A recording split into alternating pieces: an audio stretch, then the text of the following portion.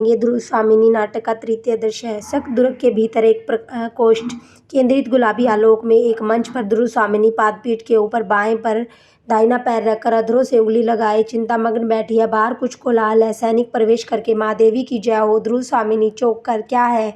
सैनिक विजय का समाचार सुनकर राजा धीराज भी दुर्ग में आ गए हैं। अभी तो वे सैनिकों से बातें कर रहे हैं। उन्होंने पूछा, महादेवी कहाँ है? आपकी जैसी आज्ञा हो, क्योंकि कुमार ने कहा है।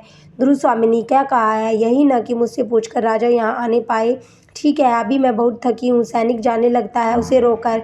और सुनो तो, तुमने यह नहीं बताया कि कुमार के घाव अब कैसे हैं? सैनिक, घाव चिंताजनक नहीं है, उन पर पट्टियाँ बन चुकी है, वे प्रधान मंडप में विश्राम कर रहे हैं। ध्रुव स्वामिनी, अच्छा, जाओ। सैनिक का प्रस्थान। मंदाकिनी सहसा प्रवेश करके, भाभी बधाई हो, जैसे भूल कर गई हो। नहीं नहीं महादेवी, क्षमा कीजिए। ध्रुव स्वामिनी, मंदा, भूल से ही तुमने आज एक प्यारी बात कह दी, उसे क्या लौटा देना चाहती हो? आह, यदि वह सत्य होती। पुरोहित का प्रवेश। मंदाकिनी, क्या इसमें भी संदेह है? ध्रुव स्वामिनी, मुझे तो संदेह का इंद्रजाल ही दिखाई पड़ रहा है। मैं न तो महादेवी हूँ और न ही तुम्हारी भाभी। पुरोहित को देखकर चुप हो जाती है। पुरोहित आश्चर्य से इधर उधर देखता हुआ, तब मैं क्या करूं? मंदाकिनी, क्यों, आपको कुछ कहना है क्या? पुरोहित, ऐसे उपद्रवों के बाद शांति कर्म का होना आवश्यक है, इसलिए मैं स्वसत्ययन करने आया हूँ। किंतु आप तो कहती है कि मैं महादेवी ही नहीं हूँ। ध्रुव स्वामिनी तीखे स्वर में, पुरोहित जी, मैं राजनीति नहीं जानती, किंतु इतना समझती हूँ कि जो रानी स्त्री के लिए उपहार में भेज दी जाती है, वह महादेवी की उच्च पदवी से पहले से ही वंचित हो गई होगी। मंदाकिनी, किंतु आप तो भाभी होना भी अस्वीकार करती हैं। ध्रुव स्वामिनी, भाभी कहने का तुम्हें रोग हो तो कह लो, क्योंकि इन्हीं पुरोहित जी ने उस दिन कुछ मंत्रों को पढ़ा था। उस दिन के बाद मुझे कभी राजा से सरल संभाषण करने का अवसर ही न मिला। हाँ, न जाने के मेरे किस अपराध पर संदिग्ध चित्त होकर उन्होंने जब मुझे निर्वासित किया, तब मैंने उनसे अपने स्त्री होने के अधिकार की रक्षा की भीख मांगी थी, वह भी न मिली, और मैं बलि पशु की तरह अकरुण आज्ञा की डोर में बंधी हुई शकदुर्ग में भेज दी गई। तब भी तुम मुझे भाभी कहना चाहती हो? मंदाकिनी सिर झुकाकर, यह गर्हित और ग्लानिजनक प्रसंग है। पुरोहित, यह मैं क्या सुन रहा हूँ? मुझे तो यह जानकर प्रसन्नता हुई थी कि वीर रमणी की तरह अपने साहस के बल पर महादेवी ने इस दुर्ग पर अपना अधिकार किया है। ध्रुव स्वामिनी, आप झूठ बोलते हैं। पुरोहित आश्चर्य से, मैं और झूठ? ध्रुव स्वामिनी, हाँ, आप और झूठ नहीं, स्वयं आप ही मिथ्या है। पुरोहित हंसकर, क्या आप वेदांत की बात कहती है? तब तो संसार ही मिथ्या है। ध्रुव स्वामिनी क्रोध से, संसार मिथ्या है या नहीं यह मैं नहीं जानती, परंतु आपका कर्म कांड और आपके शास्त्र क्या सत्य है जो सदैव रक्षणीय स्त्री की यह दशा हो रही है? पुरोहित मंदाकिनी से, बेटी तुम ही बताओ, यह मेरा भ्रम है या महादेवी का रोष? ध्रुव स्वामिनी, रोष है। हाँ, मैं रोष से जली जा रही हूँ। इतना बड़ा उपहास, धर्म के नाम पर स्त्री की आज्ञाकारिता की यह पैशाचिक परीक्षा मुझसे बलपूर्वक ली गई है। पुरोहित, तुमने जो मेरा राक्षस विवाह कराया, उसका उत्सव भी कितना सुंदर है। यह जनसंहार देखो, अभी उस प्रकोष्ठ में रक्त से सनी हुई सकराज की लोथ पड़ी होगी। कितने ही सैनिक दम तोड़ते होंगे, और इस रक्त धारा में तिरती हुई मैं राक्षसी सी सांस ले रही हूँ। तुम्हारा स्वसत्ययन मुझे शांति देगा? मंदाकिनी, आर्या, आप बोलते क्यों नहीं? आप धर्म के नियामक हैं। जिन स्त्रियों को धर्म बंधन में बांधकर उनकी सम्मति के बिना आप उनके सब अधिकार छीन लेते हैं, तब क्या धर्म के पास कोई प्रतिकार, कोई संरक्षण नहीं रख छोड़ते जिससे वे स्त्री अपनी आपत्ति में अवलंब मांग सके? क्या भविष्य के सहयोग की कोरी कल्पना से उन्हें आप संतुष्ट रहने की आज्ञा देकर विश्राम ले लेते हैं? पुरोहित, नहीं, स्त्री और पुरुष की परस्पर विश्वास पूर्वक अधिकार, रक्षा और सहयोग को ही तो विवाह कहा जाता है। यदि ऐसा न हो तो धर्म और विवाह खेल है। ध्रुव स्वामिनी, खेल हो या न हो, किंतु एक कलयुग पति के द्वारा परित्यक्ता नारी का मृत्यु के मुख में जाना ही मंगल है। उसे स्वसत्ययन और शांति की आवश्यकता नहीं। पुरोहित आश्चर्य से, यह मैं क्या सुन रहा हूँ? विश्वास नहीं होता। यदि ये बातें सत्य है तब तो मुझे फिर से एक बार धर्मशास्त्र देखना पड़ेगा। प्रस्थान। मिहिरदेव के साथ कोमा का प्रवेश। ध्रुव स्वामिनी, तुम लोग कौन हो? कोमा, मैं प्राजित शक जाति की एक बालिका हूँ। ध्रुव स्वामिनी, और कोमा, और मैंने प्रेम किया था। ध्रुव स्वामिनी, इस घोर अपराध का तुम्हें दंड क्या मिला? कोमा, वही जो स्त्रियों को प्राय मिला करता है, निराशा, उत्पीड़न और उपहास। रानी, मैं तुमसे भीख मांगने आई हूँ। ध्रुव स्वामिनी, स्त्रियों के लिए मेरे पास कुछ नहीं है। अधिक हट करने पर दंड मिलना असंभव नहीं। मिहिरदेव दीर्घ निश्वास लेकर, पागल लड़की हो चुका ना, अब भी तू चलेगी ना?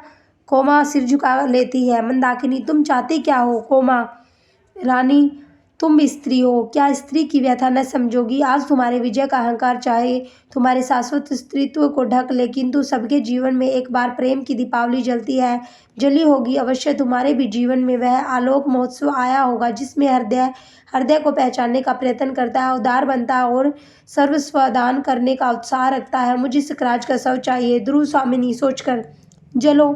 प्रेम के नाम पर जलना चाहती हो तो तुम उस शव को लेकर जलो। जीवित रहने पर मालूम होता है कि तुम्हें अधिक शीतलता मिल चुकी है। अवश्य तुम्हारा जीवन धन्य है। सैनिक से इसे ले जाने दो। कोमा और मिहिर देव का प्रस्थान। मंदाकिनी, स्त्रियों के इस बलिदान का भी कोई मूल्य नहीं। कितनी असहाय दशा है। अपने निर्बल और अवलंब खोजने वाले हाथों से यह पुरुष के चरणों को पकड़ती है और वे सदैव इनको तिरस्कार, घृणा और दुर्दशा की भिक्षा से उपकृत करते हैं। तब भी ये बावली क्या मानती है? ध्रुव स्वामिनी, भूल है, भ्रम है, ठहर कर। किंतु उसका कारण भी है। पराधीनता की एक परंपरा सी उनकी नस नस में, उनकी चेतना में न जाने किस युग से घुस गई है। उन्हें समझकर भी भूल करनी पड़ती है। क्या वह मेरी भूल न थी? जब मुझे निर्वासित किया गया तब मैं आत्ममर्यादा के लिए कितनी तड़प रही थी और राजाधिराज रामगुप्त के चरणों में रक्षा के लिए गिरी, पर कोई उपाय चला नहीं। पुरुषों की प्रभुता का जाल मुझे अपने निर्दिष्ट पथ पर ले ही आया। मंदा, यह दुर्ग विजय मेरी सफलता है या मेरा दुर्भाग्य है, इसे मैं नहीं समझ सकी हूँ। राजा से मैं सामना करना नहीं चाहती। पृथ्वी तल से जैसे एक साकार घृणा निकलकर मुझे अपने पीछे लौट चलने का संकेत कर रही है। क्यों? क्या यह मेरे मन का कलुष है या मैं मानसिक पाप कर रही हूँ? उन्मुक्त भाव से प्रस्थान। मंदाकिनी, नारी हृदय जिसके मध्य बिंदु से सटकर शास्त्र एक मंत्र कील की तरह गड़ गया है और उसे अपने सरल प्रवर्तन चक्र में घूमने से रोक रहा है, निश्चय ही वह कुमार चंद्रगुप्त की अनुरागिनी है। चंद्रगुप्त से ऐसा प्रवेश करके कौन? मंदाकिनी, अरे कुमार, अभी थोड़ा विश्राम कर दे। चंद्रगुप्त बैठते हुए, विश्राम? मुझे कहाँ विश्राम? मैं अभी यहाँ से प्रस्थान करने वाला हूँ। मेरा कर्तव्य पूरा हो चुका है। अब यहाँ मेरा ठहरना अच्छा नहीं। मंदाकिनी, किंतु भाभी की तो बुरी दशा है। चंद्रगुप्त, क्यों? उन्हें क्या हुआ? मंदाकिनी चुप रहती है। बोलो, मुझे अवकाश नहीं। राजाधिराज का सामना होते ही क्या हो जाएगा मैं नहीं कह सकता, क्योंकि अब यह राजनीतिक छल प्रपंच में मैं नहीं सह सकता। मंदाकिनी, किंतु उन्हें असहाय अवस्था में छोड़कर आपका जानना क्या उचित होगा? और चुप हो जाती है। चंद्रगुप्त, और क्या? वह क्यों नहीं कहती हो? मंदाकिनी, तो क्या उसे भी कहना होगा? महादेवी बनने के पहले ध्रुव स्वामिनी का जो मनोभाव था वह क्या आपसे छिपा है? चंद्रगुप्त, किंतु मंदा, उसकी चर्चा करने से क्या लाभ? मंदाकिनी, हृदय के नैतिक साहस, वास्तविक प्रेरणा, पौरुष की पुकार एकत्र करके सोचिए तो कुमार कि अब आपको क्या करना चाहिए। चंद्रगुप्त चिंतित भाव से टहलने लगता है। नेपथ्य में कुछ लोगों के आने जाने का शब्द और कोलाहल। देखूं तो यह क्या है? और महादेवी कहाँ गई? प्रस्थान। चंद्रगुप्त, विधान की शाही का एक यह बिंदु गिरकर भाग्य लिपि पर कालीमा चढ़ा देता। आज मैं यह स्वीकार करने में भी संकुचित हो रहा हूँ कि ध्रुव स्वामिनी मेरी है। ठहर कर, हाँ, वह मेरी है। उसे मैंने आरंभ से ही अपनी संपूर्ण भावना से प्यार किया है। मेरे हृदय के गहन अंतस्थल से निकली हुई यह मूक स्वीकृति आज बोल रही है, मैं पुरुष हूँ नहीं। मैं अपना वैभव और अधिकार दूसरों को अन्याय से छीनते देख रहा हूँ और मेरी वाग्दत्ता पत्नी मेरे ही अनुत्साह से आज मेरी नहीं रही। नहीं, यह सील, कपट, मोह, प्रवंचना मैं जो हूँ वही तो स्पष्ट रूप से नहीं प्रकट कर सका। यह कैसी विडंबना है? विनय के आवरण में मेरी कायरता अपने को कब तक छिपा सकेगी? एक ओर से मंदाकिनी का प्रवेश। मंदाकिनी सकराज का शव लेकर जाते हुए आचार्य और उनकी कन्या का राजाधिराज के साथ सैनिकों में ने वध कर डाला। ध्रुव स्वामिनी प्रवेश करके हैं। दूसरी ओर से सामंत कुमारों का प्रवेश। सामंत कुमार सब एक साथ ही। स्वामिनी, आपकी आज्ञा के विरुद्ध राजाधिराज ने निरीक्षकों का संहार करवा दिया। ध्रुव स्वामिनी, फिर आप लोग इतने चंचल क्यों हैं? राजा को आज्ञा देनी चाहिए और प्रजा को नतमस्तक होकर उसे मानना होगा। सामंत कुमार, किंतु अब वह ऐसा है। राजसत्ता के अस्तित्व की घोषणा के लिए इतना भयंकर प्रदर्शन, मैं तो कहूँगा इस दुर्ग में आपकी आज्ञा के बिना राजा का आना अन्याय है। ध्रुव स्वामिनी, मेरे वीर सहायकों, मैं तो स्वयं एक परित्यक्ता और हतभागिनी स्त्री हूँ। मुझे तो अपनी स्थिति की कल्पना से भी क्षोभ हो रहा है। मैं क्या कहूँ? सामंत कुमार, मैं सच कहता हूँ, रामगुप्त जैसे राजपद को कलुषित करने वाले के लिए मेरे हृदय में तनिक भी श्रद्धा नहीं। वे विजय का उत्साह दिखाने यहाँ किस मुँह से आए हैं? जो हिंसक पाखंडी शिव और कलीब है। रामगुप्त सहसा शिखर स्वामी के साथ प्रवेश करके क्या कहा, फिर से तो कहना। सामंत कुमार गुप्त कुल के गौरव को कलंक कालिमा के सागर में निमज्जित करने वाले शिखर स्वामी, उसे बीच में ही रोककर चुप रहो। क्या तुम लोग किसी के बहकाने से के आवेश में आ गए हो? चंद्रगुप्त की ओर देखकर, कुमार यह क्या हो रहा है? रामगुप्त, दुर्विनीत पाखंडी पामरों, तुम्हें इस धृष्टता का क्रूर दंड भोगना पड़ेगा। नेपथ्य की ओर देखकर, इन विद्रोहियों को बंदी करो। रामगुप्त के सैनिक आकर सामंत कुमार को बंदी बनाते हैं। रामगुप्त का संकेत पाकर सैनिक लोग चंद्रगुप्त की ओर बढ़ने लगते और चंद्रगुप्त श्रृंखला में बन जाता है। ध्रुव स्वामिनी, कुमार मैं कहती हूँ कि तुम प्रतिवाद करो। किस अपराध के लिए यह दंड ग्रहण कर रहे हो? चंद्रगुप्त एक दीर्घ निश्वास लेकर चुप रह जाता है। रामगुप्त हंसकर, कुछ चक्री क्या बोलेंगे? ध्रुव स्वामिनी, और जो लोग बोल सकते हैं, जो अपनी पवित्रता की दुदुम्बी बजाते हैं, वे सब के सब साधु होते हैं न? चंद्रगुप्त से, कुमार तुम्हारी जीवा पर तो कोई बंधन नहीं, कहते क्यों नहीं कि मेरा यही अपराध है कि मैंने कोई अपराध नहीं किया? रामगुप्त, महादेवी। ध्रुव स्वामिनी, उसे न सुनते हुए चंद्रगुप्त से, झटक दो इन लो श्रृंखलाओं को, यह मिथ्या ढोंग कोई नहीं सहेगा, तुम्हारा क्रुद्ध दुर्देव भी नहीं। रामगुप्त डांट कर, महादेवी चुप रहो। ध्रुव स्वामिनी तेजस्विता से, कौन महादेवी? राजा, क्या अब भी मैं महादेवी ही हूँ जो सकराज की सैया के लिए कीर्तदासी की तरह भेज दी गई थी? वह भी महादेवी? आश्चर्य है। शिखर स्वामी, देवी, इस राजनीति की चातुरी में जो सफलता। ध्रुव स्वामिनी, पैर पटक कर चुप रहो, प्रवंचना के पुतले, स्वार्थ के घृणित प्रपंच, चुप रहो। रामगुप्त, तो तुम महादेवी ही नहीं हो? ध्रुव स्वामिनी, नहीं, मनुष्य की दी हुई उपाधि मैं लौटा देती हूँ। रामगुप्त, और मेरी सहधर्मिणी? ध्रुव स्वामिनी, धर्म ही इसका निर्णय करेगा। रामगुप्त, क्या इसमें भी संदेह? ध्रुव स्वामिनी, उसे अपने हृदय से पूछिए कि क्या मैं वास्तव में सहधर्मिणी हूँ? पुरोहित का प्रवेश, सामने सबको देखकर चौंक उठता है। शिखर स्वामी उसे चले जाने का संकेत करता है। पुरोहित, नहीं, मैं नहीं जाऊंगा। प्राणी मात्र के अंतस्थल में जागृत रहने वाले महान विचारक धर्म की आज्ञा में न टाल सकूंगा। अभी जो प्रश्न अपनी गंभीरता में भीषण होकर आप लोगों को विचलित कर रहा है, उसका उत्तर देने का अधिकारी मैं ही हूँ। विवाह से धर्मशास्त्र का घनिष्ठ संबंध है। ध्रुव स्वामिनी, आप सत्यवादी ब्राह्मण हैं, कृपा करके बताइए। शिखर स्वामी विनय से उसे रोककर, मैं समझता हूँ कि इस विवाद को अधिक बढ़ाने से कोई लाभ नहीं। ध्रुव स्वामिनी, नहीं, मेरी इच्छा इस विवाद का अंत करने की नहीं। आज यह निर्णय हो जाना चाहिए कि मैं कौन हूँ।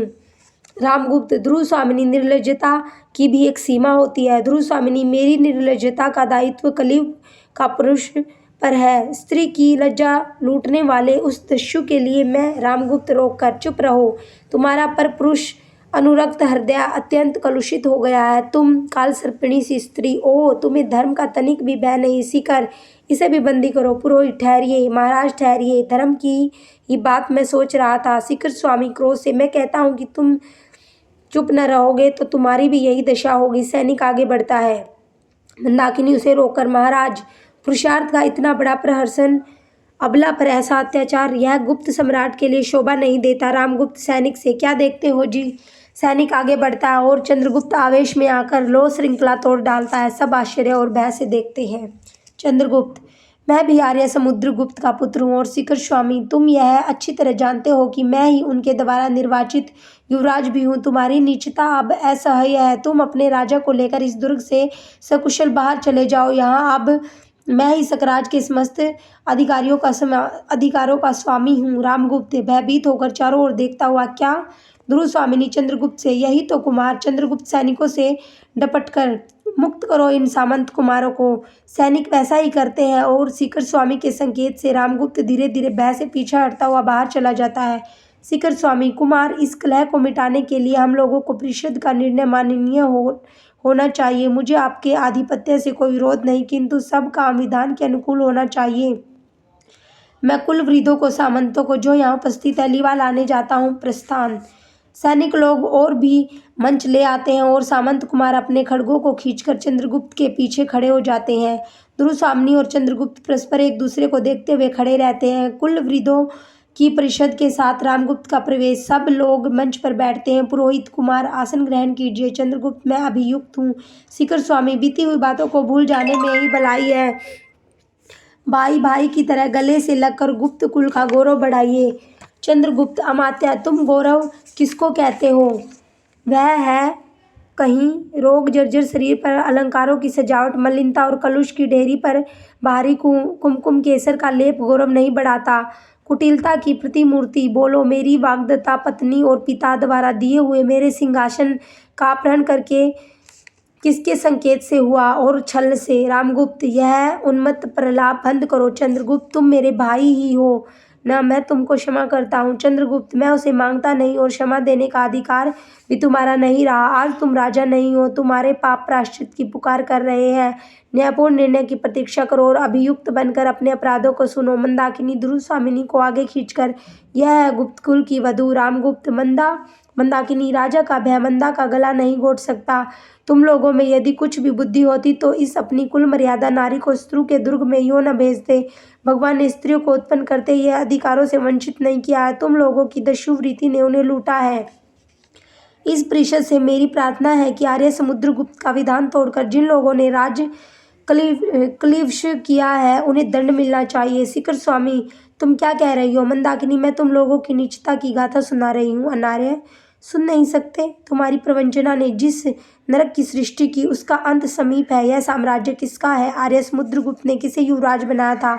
चंद्रगुप्त को या इस कलीव रामगुप्त को, जिसने छल और बल से विवाह करके भी नारी को अन्य पुरुष की अनुरागिनी बताकर दंड देने के लिए आज्ञा दी है? वही रामगुप्त जिसने माँ का पुरुषों की तरह इस स्त्री को शत्रु के दुर्ग में बिना विरोध किए भेज दिया। तुम्हारे गुप्त साम्राज्य का सम्राट है।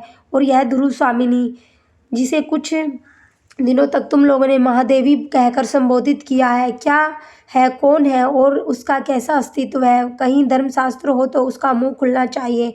पुरोहित शिखर, मुझे अब भी बोलने दोगे या नहीं? मैं राज्य के संबंध में कुछ नहीं कहना चाहता, वह तुम्हारी राजनीति जाने, किंतु इस विवाह के संबंध में तो मुझे कुछ कहना ही चाहिए।